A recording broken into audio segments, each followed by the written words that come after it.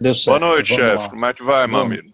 boa noite, Ciro. Tá tudo bem, graças a Deus. E com você? Como é que tá? Tudo ótimo, chefe. Tudo Tudo ótimo. ótimo. Vamos na luta, né? Vamos lá. Na luta, eu queria só agradecer de novo o convite e é muito bom estar aqui com você discutindo um tema, né? Agora a gente entrando num outro espectro, né? Que é da síndrome depressiva, né? Discutir, portanto, um assunto tão importante. E hoje a gente combinou de ser uma coisa mais, inicialmente mais leve, né? Tentar ser mais leve, Isso. para que as pessoas, né, possam entender bem que é um assunto realmente que merece esse momento nosso, né? Então, agradecer aí o nosso retorno depois de mais de um mês, né? Raul, eu vou me apresentar, apresentar o tema, e aí você se apresenta e já inicia o tema, tá bom? Ok, Eu sou perfeito. Ciro Memória, sou psicoterapeuta cognitivo comportamental já há alguns anos e trabalho na clínica, tanto individual como em casal. Esse tema de hoje é um tema muito pertinente e frequente na clínica. Eu e o Raul já trabalhamos também muitos casos juntos sobre isso. E o tema hoje são entender a depressão, ou seja, as bases da depressão, a base cognitiva, de pensamentos, né, comportamental, afetiva e biológica. Né? Então, o nosso desafio hoje é esse. E na próxima live, acredito daqui a um mês ou um pouco menos, nós vamos entrar na parte de tratamento e orientações. Tá? Raul, vou deixar você se apresentar, chefe, e iniciar já o tema, para a gente Perfeito, prosseguir. perfeito. Então, vamos lá. Então, eu sou Raul Nepomuceno, sou psiquiatra, também sou terapeuta cognitivo comportamental, né? Trabalho tenho meu consultório particular, que fica na Clínica Gratular, e também sou preceptor da residência de psiquiatria, saúde da família, e também professor da Unicristo, da Faculdade de Medicina, né? E também trabalho no SUS, né? Então, tenho essa experiência tanto na parte privada como na parte pública, né? E aí a gente vai falar hoje sobre depressão, né? E eu queria começar dizendo o seguinte, sabe, Ciro? A importância da depressão em termos mundiais, né? O impacto que essa doença, né, que eu queria colocar isso, as pessoas falam se é doença, se é uma doença, causa, né, na economia do mundo todo, né? Então, hoje, a depressão é uma das principais causas de incapacidade no trabalho, né?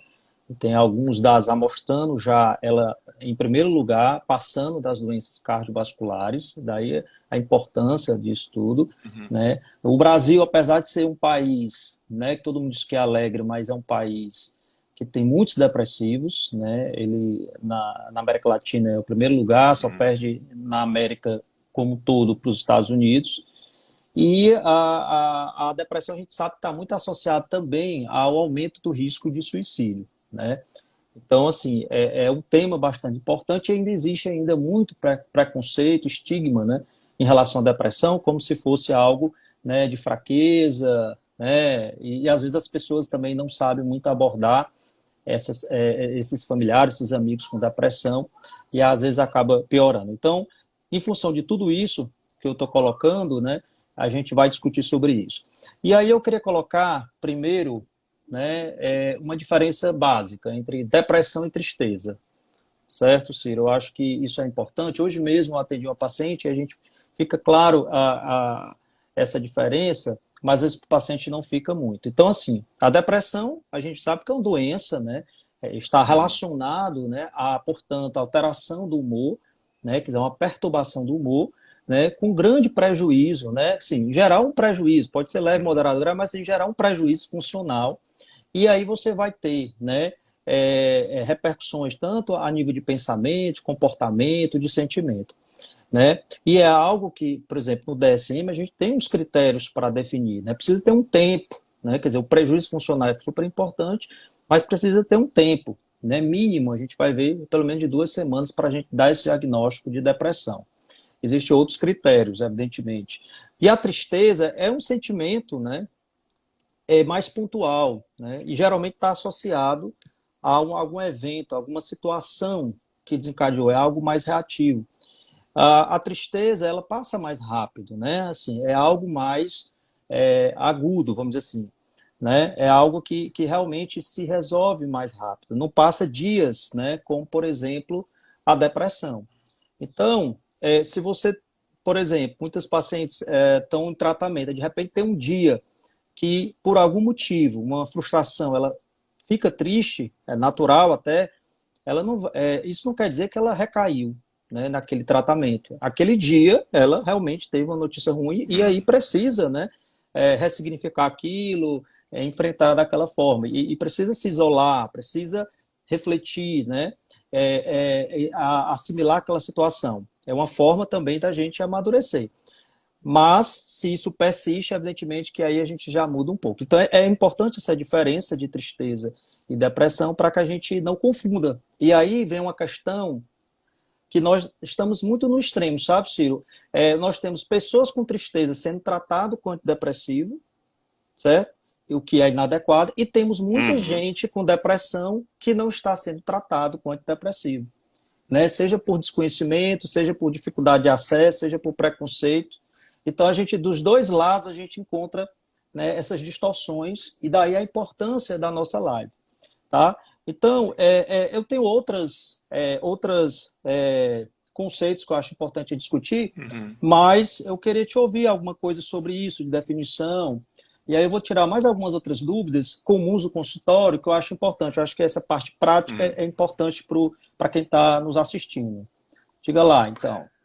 Tranquilo, chefe. Cara, como todo evento que se analisa, a depressão ela é complexa, porque quando vamos analisar o fator que predispôs o sujeito a ter aquela depressão, o fator que precipitou, ou seja, que disparou a depressão, e os fatores que mantêm a depressão, muitas vezes é o mesmo fator.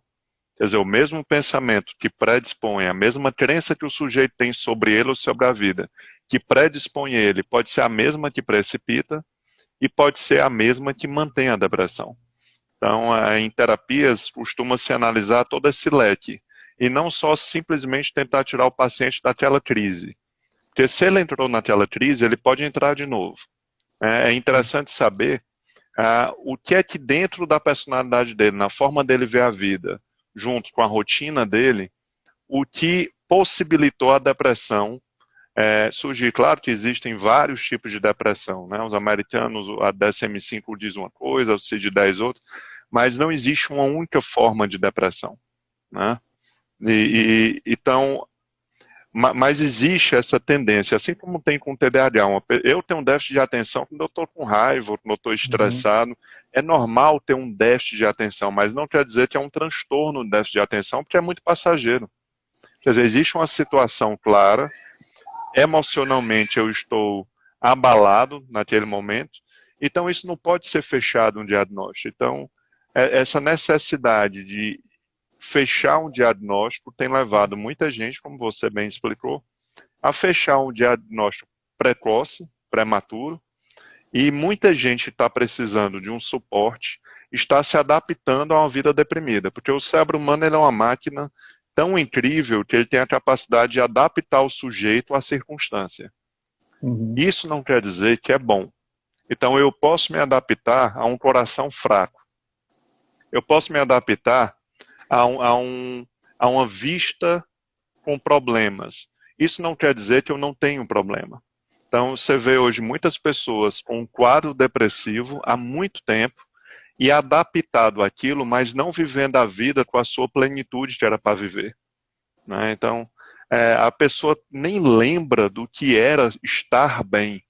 Faz tanto tempo que ela está naquele estado crônico que ela não lembra mais como é estar bem. E existem pacientes que são extremamente funcionais, que têm uma história sadia, que não têm memórias e crenças tão importantes, mas que diante de um evento traumático, uma perda, um divórcio, acaba entrando num luto, alimenta o luto e o luto pode levar a um quadro depressivo, né? Então tem ansiedade, tem depressões que são chamadas pela ansiedade, pelo estresse patológico. Outras depressões são bem endógenas, bem inatas, né? São mais raras, mas existem. as depressões maiores, que graças a Deus não é a maioria dos casos, são as mais complicadas de tratar, porque é um tratamento de longo prazo ou de eterno prazo. Então, esses fatores se predispõem, precipitam e mantêm. Eu vou falar um pouquinho sobre a parte cognitiva, a parte de sensações e a parte comportamental, mas sem descartar a importância dos acontecimentos. Claro que a situação econômica, a história de vida do sujeito, eventos negativos na vida dele, tudo isso influencia, mas não determina.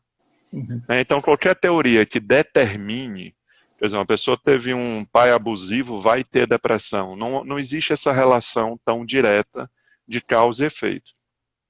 Então, hoje eu não vou falar muito dos fatores externos. Eu vou focar mais na parte de pensamentos, comportamentos e emoções que são a base, juntamente com a biologia, de casos de depressão de variadas formas. Perfeito.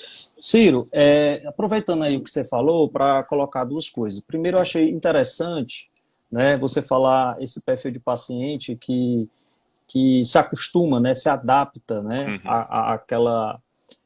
àquela quadro de condição, mau humor, né? A condição, né? Inclusive achando, né, que o normal é aquele quadro de mau humor, né? Claro que existem os critérios, mas aí pessoas dessa forma, né, ao longo da vida, né, vê a vida dessa forma, né, no preto e branco, com mau humor, né, com desânimo, apatia e tudo, vai preencher um tipo de depressão, né, que é a distimia, né, que é um tipo de depressão hoje, depressão persistente, né, transtorno depressivo persistente, né, ou a distimia, a antiga distimia, tá? Que é exatamente uma depressão leve, né, em que o paciente vai se adaptando, vai achando aquilo normal, mas na verdade não é. Então ele realmente... Chamam de ranzinza, né? Ranzinza, ranzinza, né? É uma pessoa azeda, amarga, né? E insatisfeita com a vida. Há uma insatisfação. Então eu sempre fui infeliz, né? Eu sempre fui insatisfeito. Então é muito comum. E aí quando você chega para esse paciente e diz que tem tratamento, é claro que o tratamento ele é longo, né? Não um tratamento, né, assim, tão rápido, mas que existe tratamento, isso realmente causa até um susto, né? Então gostei dessa tua colocação. Como existem outras formas também de a gente coloca depressão, né, melancólica, que é aquela depressão, como você colocou, endógena, né, mais conhecida como endógena, né, aquela mais típica, né, de realmente de uma apatia, de uma melancolia muito grande.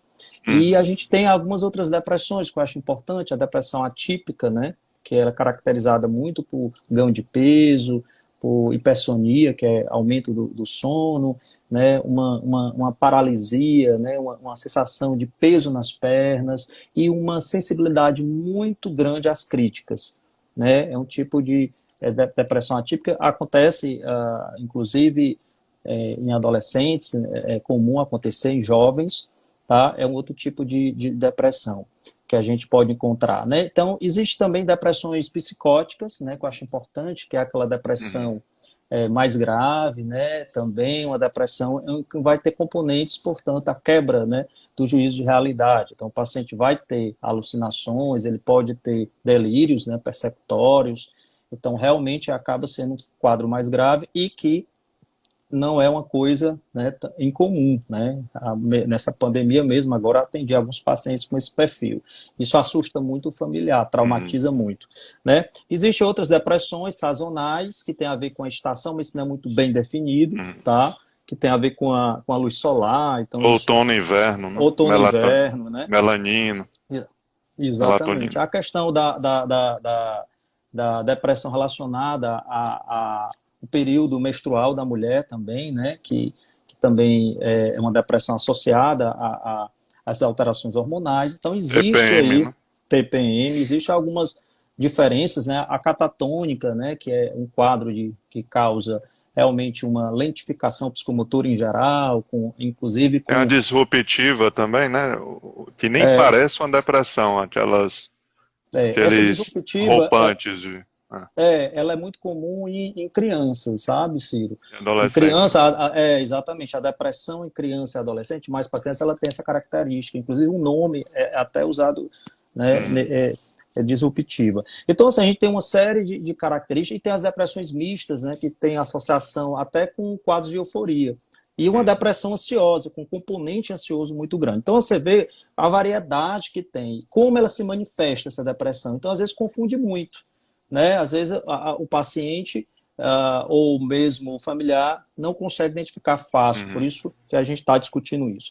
E a outra coisa que eu queria colocar para você é sobre a etiologia, né? Você falou isso, que tocou alguma coisa nesse sentido. Então, assim, a etiologia ainda totalmente, assim, ela não é totalmente conhecida ainda, mas claro que a gente já sabe muita coisa. E, assim, ela é multifatorial, como a maioria dos transtornos psiquiátricos. Então, você tem aí uma vulnerabilidade, né, um fator biológico e genético, quer dizer, um fator hereditário e biológico. O fator hereditário é muito, muito importante na depressão. Se tem alguém na família com depressão, isso chama atenção, né? E a gente tem que ficar atento à pessoa, o familiar, né, já inserido nessa família com esse histórico, ao fator biológico, né? Aí a gente tem, eu vou falar um pouco melhor depois, mas a questão dos neurotransmissores, né, do eixo, né, hipotálamo, hipófise adrenal, vou falar de forma sucinta, mas tem a ver com essa parte biológica, né, a vulnerabilidade psicológica, né? Então a estrutura mental dessa pessoa, né? Que tem a ver também com não só vamos dizer assim, o temperamento, mas tem a ver também com o ambiente, né? Que vai moldando, enfim, a estrutura cognitiva pensando do lado, né, da cognitiva, a estrutura cognitiva desse paciente. As vulnerabilidades sociais, né? Então a gente também é outra coisa importante, as pressões, os fatores estressores. Então, são série de fatores, né? Até mesmo uso de substâncias. Então, assim, vários fatores que podem juntos interagirem, tá? Para ser uma causa. E explicar essa depressão, que as pessoas perguntam, né? Como é que é uma doença, como é que surge? Eu queria só colocar uma coisa aqui. Então, esse fator familiar é importante, eu queria colocar. A endógena é a que tem mais, né, assim, essa ligação genética, né, hereditária, eu queria colocar isso, que, portanto, essa endógena, ela tem menos influência de fatores estressores, né, eu queria colocar isso, né, para exemplificar. Mas, em geral, esses fatores estressores têm uma influência muito grande para depressão, perdas, né, abusos, né, em geral, esses fatores ao longo da vida e fatores estressores em geral têm uma influência muito grande como um precipitador.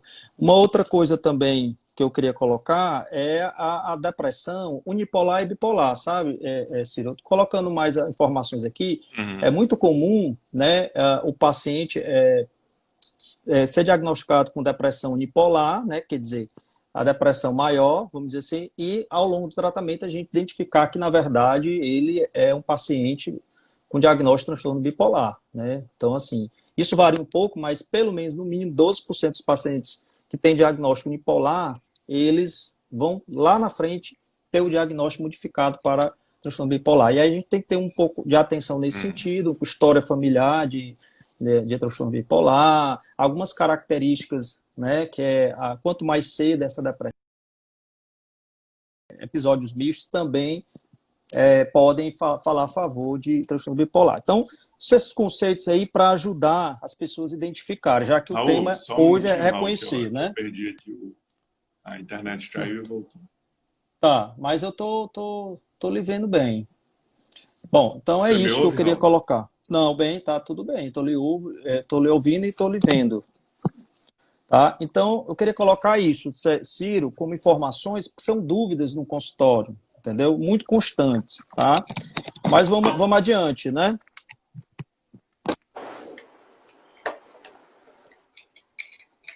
E agora? Como é que você tá? Deu uma travada, mas voltou. Aqui, Yasmin tá falando. Ok, pronto. Então, acho que o seu que deu uma travada, mas no meu não vi aqui. Tá tudo ok. Bom, então é isso, Ciro. Vamos dar continuidade aí, então, a nossa, né? Em relação, só lembrando, Ciro, a questão do diagnóstico, né? Em geral, portanto, no diagnóstico, a gente vai avaliar, né, essa alteração de humor, né, esse humor deprimido, né, ou uma diminuição do prazer, né, tem que ter pelo menos um desses dois quesitos e mais outros quesitos para fechar diagnóstico, né. Então é importante a gente ver a questão do sono do paciente, que pode estar diminuído ou aumentado, a questão do apetite, né, que pode estar diminuído, aumentado, o ganho de peso, né, ou perda de peso, né, pelo menos 5%, né, a questão da concentração pode estar diminuída, a questão da energia ou fadiga, né, que pode também estar presente, também pensamentos, né, de morte, suicida, planejamento, tentativa de suicídio, sentimentos de culpa, de inutilidade, todos esses Uhum. critérios a gente vai Com analisar certeza. período pelo menos de 2 semanas e aquela coisa, não precisa, o importante é que na maioria dos dias apresente esses sintomas. Não quer dizer, maioria dos dias, Uhum. né, ao longo dessa avaliação, não quer dizer que toda hora, todo momento a pessoa vai estar daquela forma. Né? Isso é uma coisa importante, porque às vezes as pessoas, você não está deprimida, né? A pessoa está ali boazinha, na vista de outras pessoas, e na verdade não é assim que funciona.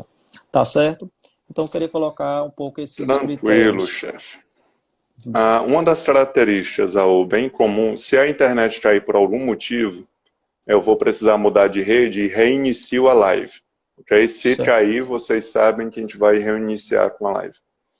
A insegurança é uma característica também muito presente nesse tipo de caso e está muito ligada a vários fatores, entre eles a autoimagem, ou seja, como o sujeito, como a imagem dele é construída na mente dele, né?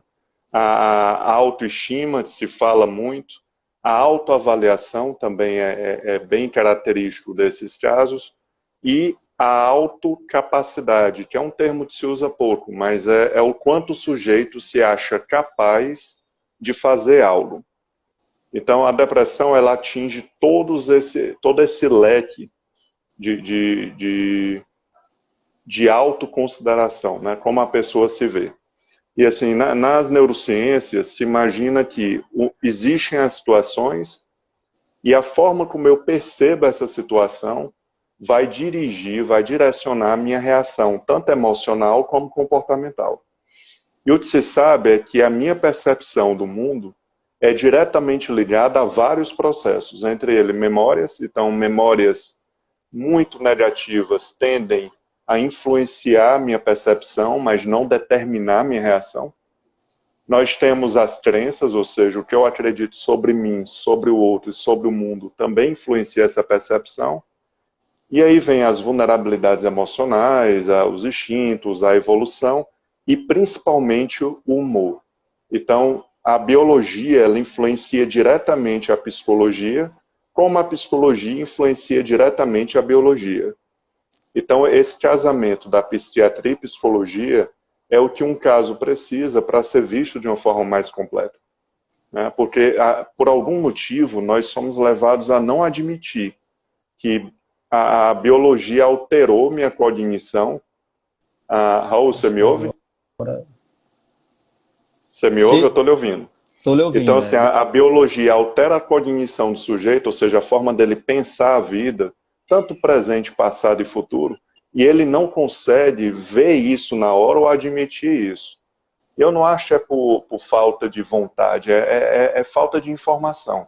Então, lives como essa, a terapia, são maneiras informativas de mostrar para o sujeito que se ele não estiver atento à química, a química vai sequestrá-lo e ele não vai perceber esse sequestro. Né? Ele não vai perceber o quanto ele está influenciado pelo álcool, pela animação, pela paixão, pela alegria. Tudo nos influencia, mas por algum motivo parece que a gente quer achar que a razão ela é estável e coerente. Né? Então, tudo que a gente lembra, tudo que a gente vê e tudo que a gente projeta para o futuro é como se fosse uma peça de teatro criado na hora pelo cérebro. Não existe um arquivo, como imaginam que a memória é um arquivo, né, que vem. Então, essa reedição dos fatos é feita por quem está sofrendo depressão. E geralmente é uma reedição que ela é tendenciosa à tristeza, a ver o lado negativo, a ser pessimista, a focar em aspectos que prove que eu não sou capaz, ou que eu tenha culpa, ou que eu seja uma vítima. Então, essa reedição geralmente tem esse contorno mais negativo, mais derrotista, mais desesperançoso. Então, a autodepreciação, a autocrítica, a autopunição, a autodesvalorização, todos esses processos são quase unânimes nos casos de depressão, independente do tipo dele. Claro que quanto mais a depressão se agrava, mais esses processos ficam explícitos, ficam aumentados, né? Uma coisa também importante na depressão, que se vê em casos de médio a maior gravidade, é uma lentificação de pensamento, né? Então, você conversa com um paciente ou com um familiar deprimido e ele está lento, como se estivesse no mundo da lua, como se a cabeça não estivesse processando na velocidade certa, né? Isso tem a ver com a parte biológica, eu acredito que você vai falar. E normalmente uma pessoa no estado deprimida, ela está com a forma de pensar muito cristalizada, muito dura, muito rígida. E é difícil você convencer ela de que ela está enganada, ou exagerando, ou distorcendo. Então, existe um termo que se chama profecia autorrealizável. Ou seja, se minha atitude, que vai levar a resultados, é diretamente influenciada para confirmar o que eu acredito, então eu acabo fazendo uma previsão, uma profecia, e inconscientemente eu mesmo gero o resultado que confirme minha profecia, né?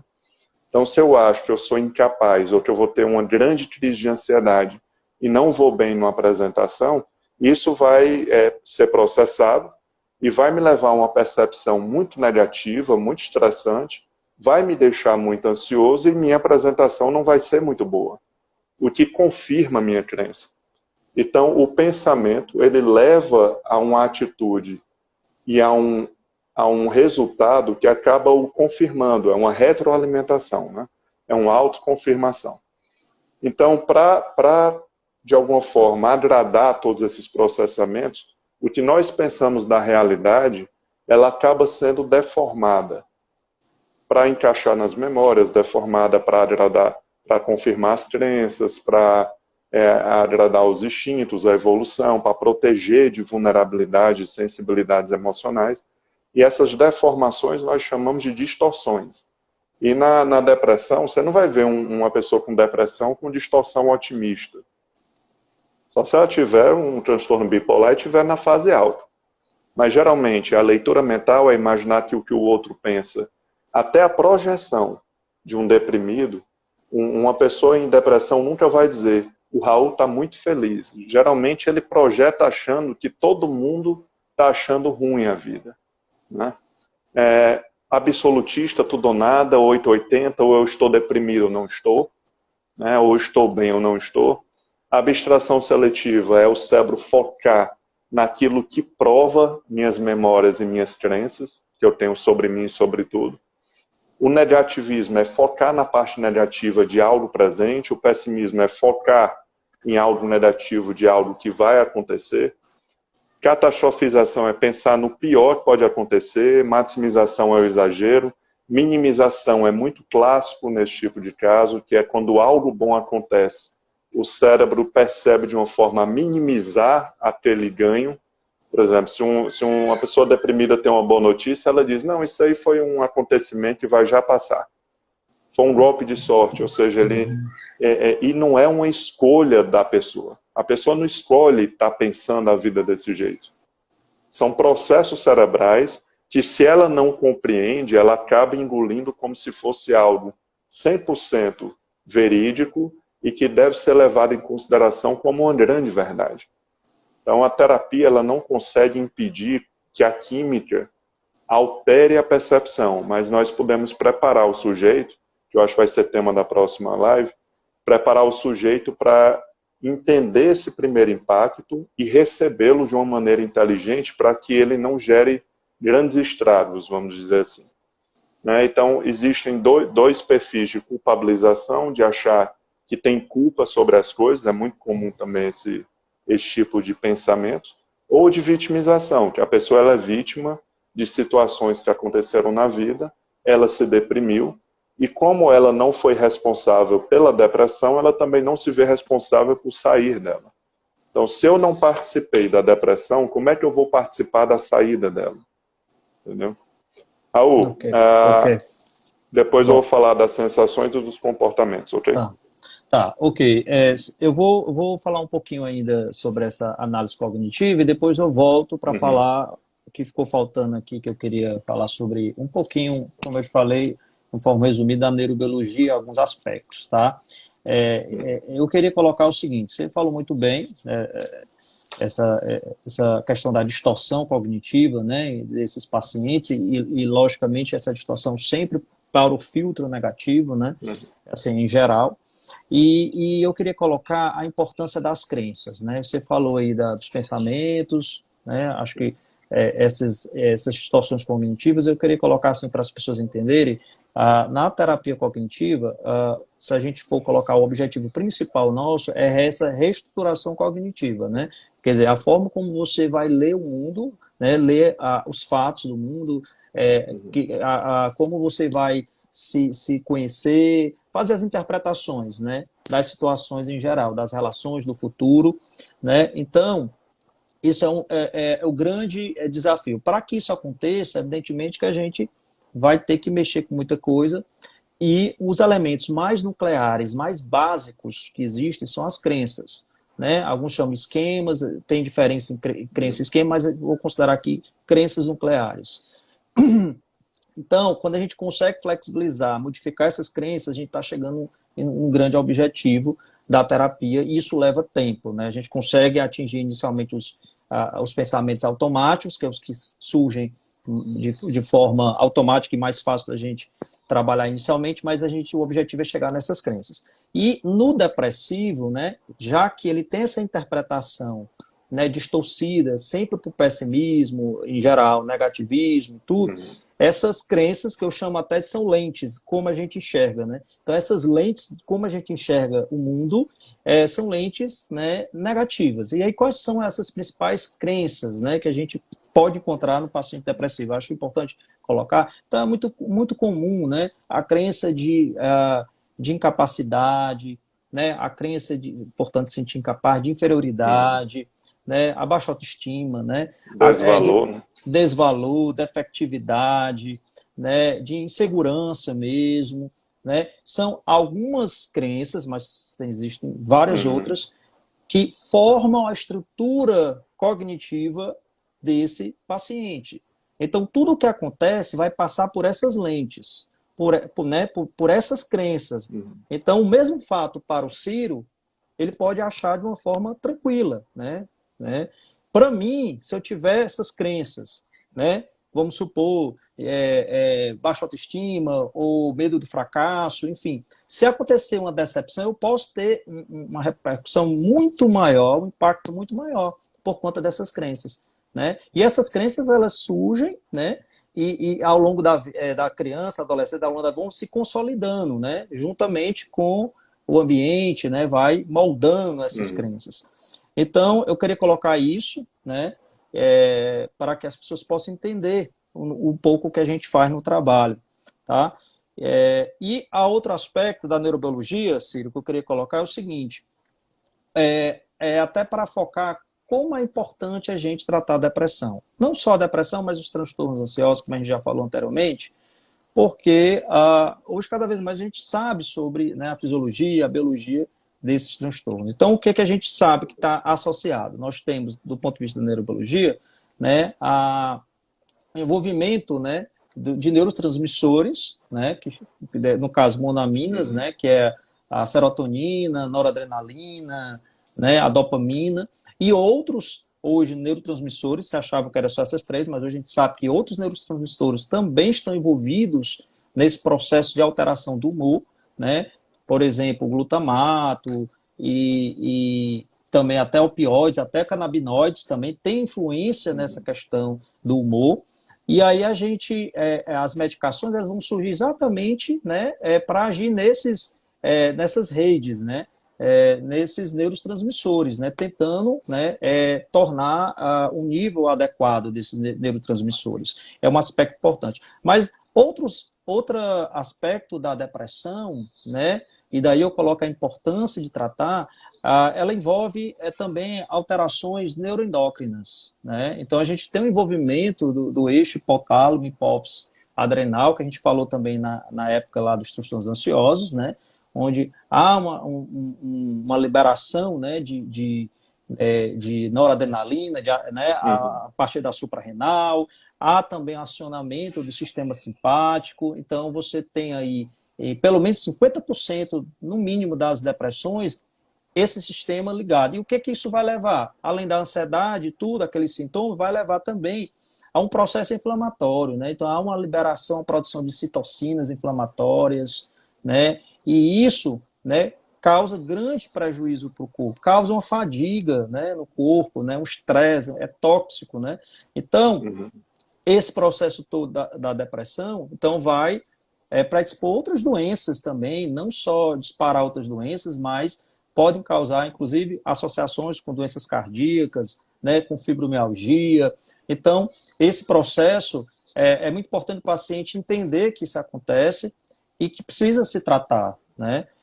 Então, cada vez mais a gente sabe sobre essa repercussão, né, dos efeitos, né, da depressão. Queria colocar isso, e tem mais coisas, mas assim, de forma sucinta, esse é o recado, né, que eu queria deixar. Tá certo? Mas vamos lá, você queria falar agora, acho que de comportamento?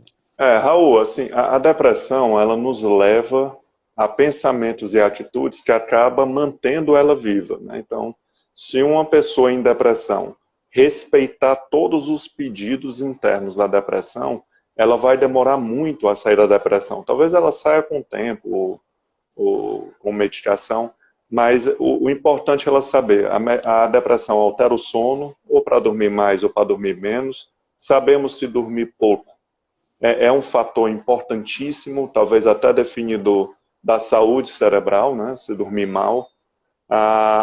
Essa angústia que eles falam tanto, essa tristeza persistente, né? Essa tristeza do nada, que na verdade a tristeza raramente é do nada.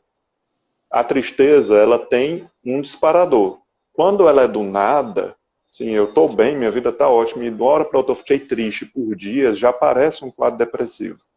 Então a tristeza a gente associa mais a algo que a gente consegue ver, uma frustração, né, que dispara.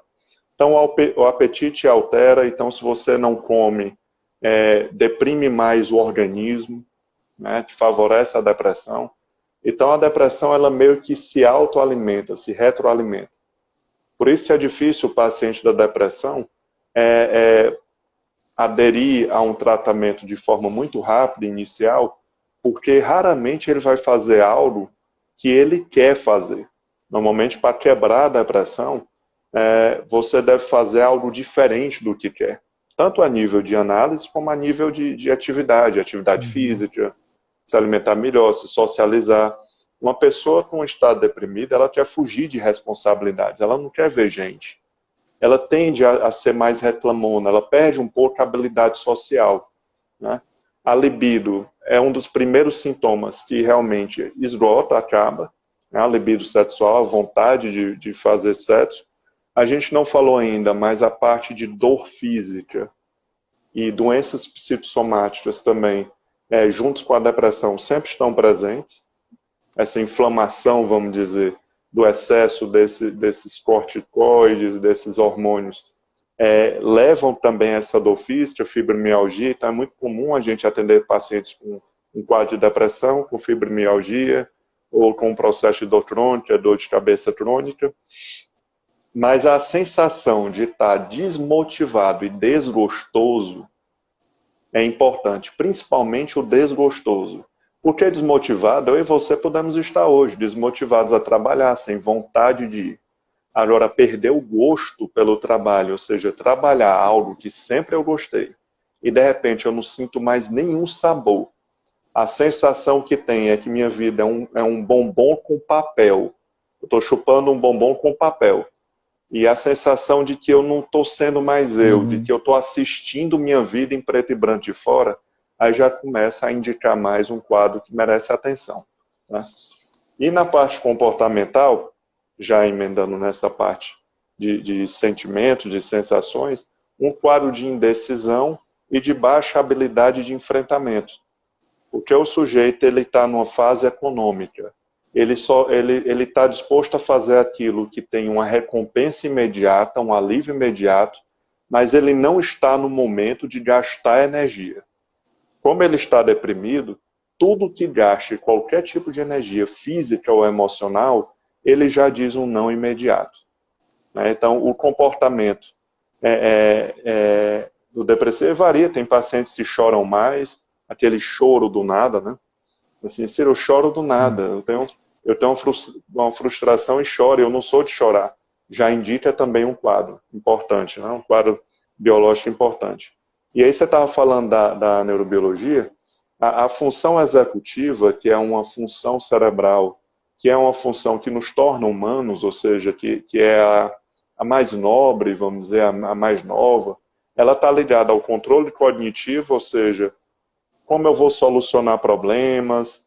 A memória de trabalho ela é rapidamente afetada tanto pela ansiedade como pela depressão, né, o hipocampo. Então, você fica com a capacidade de raciocínio, de estudo, de leitura, de prestar atenção na aula muito reduzida. Dá para fazer, mas vai exigir muita força sua e é tudo que a pessoa não tem ou não quer.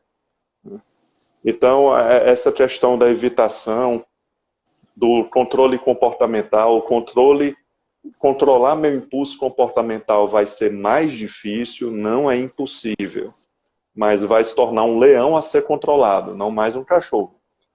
Então, essa irritabilidade do deprimido, principalmente com quem ama, né, você vê que ele tem uma irritação, uma impaciência muito forte com quem convive com ele, e o controle emocional também faz com que o sujeito busque compulsões, ou seja, prazeres e alívios imediatos, como eu falei, que não gaste energia. E claro, se ele cumprir todos esses desejos dele, a depressão se perpetua, ela se mantém.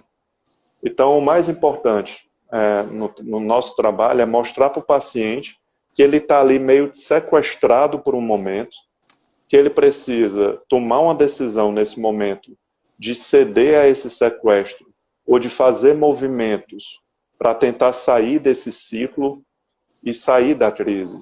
Saindo da crise, é bom o paciente entender por que ele entrou naquela crise. Então, acho que a prioridade é tirar o paciente do fogo, fazer ele ter um conforto e depois ir atrás daquilo que predispôs ele a ter tido a depressão. Primeiro sai da crise, depois vamos atrás da predisposição. Perfeito. Vamos Ciro, lá, Raul. vamos lá. Eu queria, como essa primeira etapa da nossa live é sobre reconhecer, entender e reconhecer a depressão, né? Identificar. Então, é claro que a gente depois em outras lives vamos aprofundar cada situação dessa, tipo o tratamento, a abordagem, tudo. Mas eu queria falar sobre, dentro desse aspecto de reconhecer a depressão, há alguns aspectos, por exemplo, da depressão no idoso, né? Então, a depressão do idoso tem algumas particularidades. Se você tem aquele idoso, né, que tem a depressão já no histórico dele, né, é claro que ele está com 60, 70 anos, mas ele tem um histórico de depressão prévia, ok, a depressão ela vai ser até com características semelhantes. Mas a depressão que surge na terceira idade, principalmente ela tem algumas características diferentes, né? E aí eu queria colocar isso porque o idoso, né, por ser idoso, muitos acham que tem que ser isolado, acaba que é normal estar isolado, falar pouco, não fazer muita coisa, porque seria da idade. Então é uma coisa importante colocar, e não é verdade isso, né? Quer dizer, no idoso as coisas podem até ficar um pouco mais lentas, né, assim, mas não quer dizer que você não possa fazer, né, as suas atividades em geral. Então, isso é importante. Então, no idoso, essa tristeza, esse relato de tristeza nem sempre aparece, né? Isso é uma coisa importante. Às vezes, não tem essa autocrítica, o idoso, nessa questão. É muito comum, né, no idoso, essa questão da ansiedade e também de sintomas somáticos. Você falou de sintomas somáticos, psicossomáticos, então o idoso, ele ser poliqueixoso. Tá? Então, há, logicamente, um prejuízo, há um desânimo, mas há muitas queixas, né, somáticas, físicas, né, dor no peito, dor na junta, né, dor de cabeça, então, é muito comum. Então, eu queria colocar isso, né, dentro dessa perspectiva de identificar os tipos de depressão, certo? Uma outra coisa E tem uma que relação muito direta com o declínio cognitivo também, né, Raul? exatamente, A às vezes, depressão. e isso, há um declínio cognitivo, a depressão isso é uma coisa importante, né? Há um declínio cognitivo e muitas vezes até as pessoas confundem, né, com Alzheimer, acha que está com Alzheimer, chega várias vezes no consultório, né, a familiar achando que está com Alzheimer, na verdade ele está com depressão, né? Então isso é um aspecto interessante, porque o idoso fica quietinho no canto dele, né, e as pessoas acham normal ele estar ali, e não é. Então, acho importante colocar essa questão sobre a depressão, já que a gente está buscando, né, identificar essa depressão para ajudar no tratamento, né? Eu não sei se tem algumas perguntas, Ciro. Tem aí algumas? Cara, eu estou registrando algumas, mas algumas estão voltadas para a nossa segunda parte, que é do tratamento, Ah, de sim. maneira geral. Que aí a gente vai deixar para depois, né? Para poder não seguir. Agora vamos seguir direitinho, né? Bom, fora essa questão do idoso, né? Eu queria colocar assim alguns aspectos do tipo que a depressão, novamente falando, é uma doença orgânica e ela tem muitas comorbidades, sabe, Ciro? Então, é muito comum o paciente, além da depressão, a gente encontrar, né, outros transtornos ansiosos, outros transtornos psiquiátricos e também doenças clínicas associadas, né? Então, eu queria pontuar essa questão, tá? Porque muitos pacientes que têm uma doença clínica, por exemplo, uma doença clínica degenerativa, crônica, né? Por exemplo, artrite reumatoide, um lúpus, né? Então, esses pacientes a gente tem que observar com cuidado. É muito comum que eles desenvolvam, né, quadro depressivo, tá? Então, isso é uma colocação. Dores crônicas também, né? Então, em geral.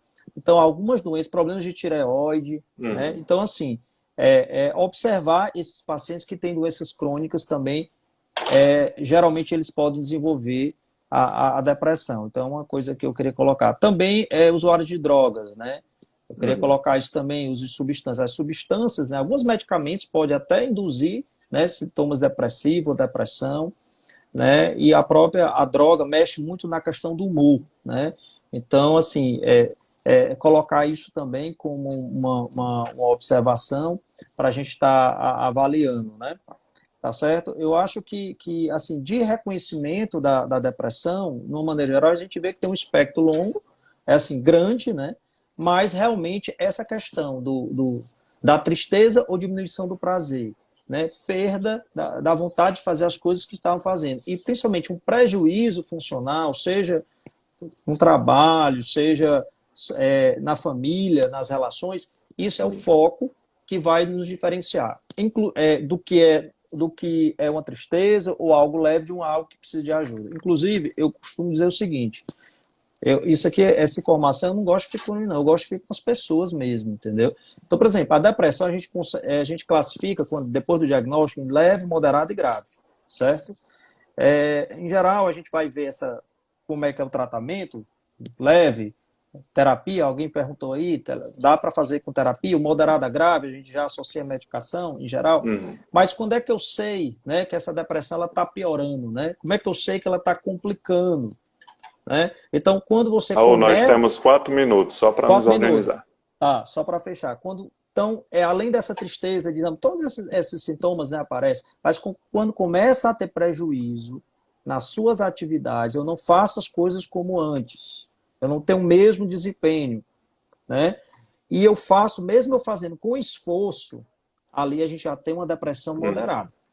Então, ali, se é moderada, já teria uma sinalização para, por exemplo, até uma indicação de medicação. Tá certo? Então, eu gosto de explicar isso até para o paciente sentir seguro, por que está ali no tratamento, por que a gente está fazendo uma intervenção Que algumas medicamentosa também. pessoas, Raul, elas medem pelo estrago, né? Pela Uhum, consequência. E tem pessoas que estão com uma depressão moderada para grave, que por falta de opção estão trabalhando, estão cuidando dos filhos, e aparentemente quem vê de fora não vai acreditar que é uma depressão tão grave porque ele está funcionando. Né? uhum, Então, assim, o mais importante é entender os sintomas e o transtorno dentro do sujeito. Né? Tem um assunto que a gente não entrou, são os pensamentos intrusivos. Eu estava lendo uma pesquisa do Texas. Pensamento intrusivo, semelhante à obsessão, é um pensamento que nos invade e ele é muito persistente, muito ruminante. uhum, Né? São os ruminadores, né, que chamam. E mesmo quem não tem o costume ou o dia a dia com pensamentos intrusivos, se experimentar um período depressivo, vai ter. Então, é muito comum também o paciente com depressão dizer que tem pensamentos que não consegue se livrar, que são muito repetitivos, claro, todos voltados para o negativo, para a falta, né, para a culpa, para ser um peso para a família, para a desesperança, que é um uhum, fator importantíssimo para a ideação suicida, que a gente acabou não falando hoje, mas o pensamento de dar uma parada com tudo, o pensamento de dormir e não acordar, o pensamento de parar com a dor, ele é muito mais comum do que o pensamento de tirar a vida. Mas um acaba uhum. levando ao outro, né? Então a gente está entrando no Setembro Amarelo, que é um mês dedicado a falar mais sobre a suicídio e a tentativa. E a depressão ela é um fator importante, né?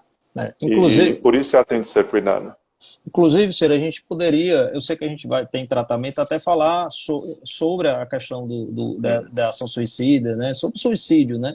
Acho que a nossa A próxima gente pode falar live, na próxima. né, poderia ser sobre esse assunto, até para a questão do Raul, eu vou Setembro fazer meu Amarelo. fechamento e te passar a bola para a gente fechar. Ok. Ainda sobre o pensamento intrusivo, essa pesquisa ela mostrou, através de experimentos com universitários e de neuroimagem, que se o sujeito ele está com a cabeça dele muito ocupada com esses pensamentos da depressão, ele é como se não houvesse espaços para ter um pensamento positivo.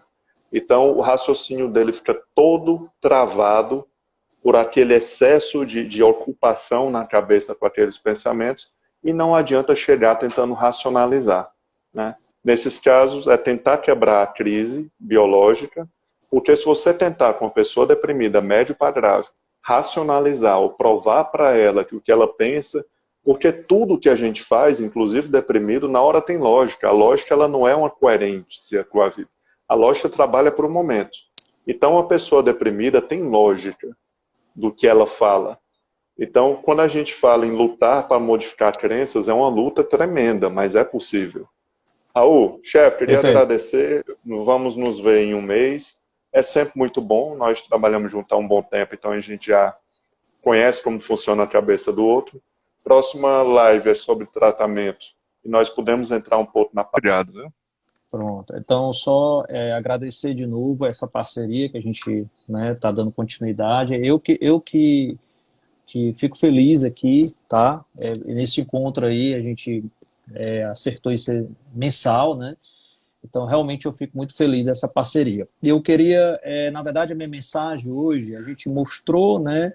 Falou sobre depressão, como reconhecer, uma avaliação cognitiva, um aspecto psiquiátrico, uma epidemiologia, né, alguma coisa de neurobiologia, né, sintomas e tudo. A minha mensagem agora é de otimismo, no sentido de que tem cura, né? Que, Uhum. apesar de tudo isso, tem cura, tem tratamento, né? Então, procurar os profissionais especializados, né? Colegas psicólogos, psiquiatras, alguns clínicos também conseguem fazer um trabalho legal, dependendo, né, do grau do transtorno. Então, a gente colocar isso, que tem tratamento. Então, se você tem algum familiar, se você ou algum amigo que está passando por isso, então você, né, alertar, ajudar com informação, não dizendo que isso é besteira ou que é fraqueza, ou então se levanta, né, vai para a praia, vai para a festa, não é assim que Uhum. funciona, tá certo? Mas dando a informação e dando o apoio, o acesso ao tratamento, né? Então, acho que nesse sentido a gente vai conseguir aí ajudar bastante. Então, a minha mensagem é essa: tem cura, tem Raul, tratamento, né? Eu queria deixar isso claro. Eu Diga acho lá. que na nossa prepotência racional, por algum motivo, a gente não quer admitir que existe uma disfunção, ou seja, uma alteração no funcionamento do cérebro. Eu admito se for o estômago, né? Você pode admitir uma doença de pele. Você admite se sua digestão não está funcionando muito bem, né? Você diz, eu estou com uma má digestão, por isso eu não vou comer. Mas admitir que o cérebro está com alguma doença, ou seja, com algum mau funcionamento, que ele está fora daquele funcionamento saudável, é como se admitíssemos fraqueza ou alguma coisa desse tipo, que isso é a grande bobagem. É. Sendo a doença do século, eu acho que o nosso maior problema com a depressão é o preconceito e a desinformação, né? Como você bem falou, mesmo quem não entenda muito sobre depressão, usar lives como essa, gravações, vídeos, para que a pessoa comece a pensar na possibilidade de ela estar gastando o tempo de vida dela sem estar se tratando. Porque geralmente o paciente tratado, ele se arrepende de não ter se tratado antes, né, de ter passado tanto tempo se acostumando com uma meia-vida sem saber que aquilo tinha tratamento. Uhum. Existe tratamento até para o nível mais grave, existe ECT, existe várias estratégias não farmacológicas também. A atividade física nós não vamos falar na próxima, mas o mais importante é isso, é um otimismo realista, porque hoje as terapias estão todas muito bem aparelhadas para tratar a depressão, transtorno de humor. A psiquiatria também já sabe exatamente o que fazer. Existe um tratamento que, no mínimo, vai haver uma boa melhora.